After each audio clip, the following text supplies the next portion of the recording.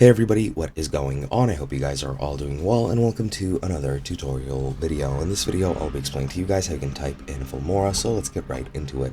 As you can see, currently I am in Filmora, and I already have a video with some text on screen. However, I'll just quickly delete this and show you guys how you can do the exact same.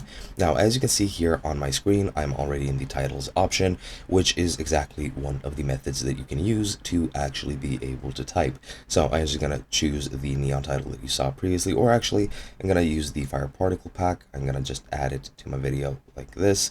Wait until it downloads the content, since that is stock media used in Filmora. So once this downloads, it'll be right over here. Let me position it, align with the video.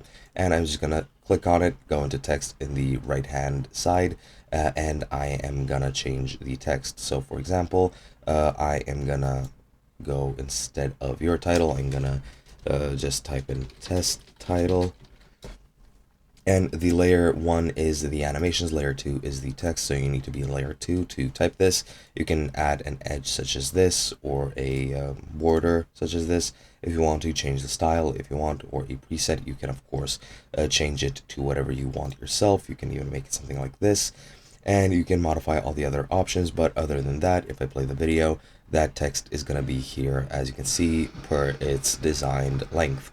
And yeah, that is one way. The other way is to just use the quick text option over in the bottom left.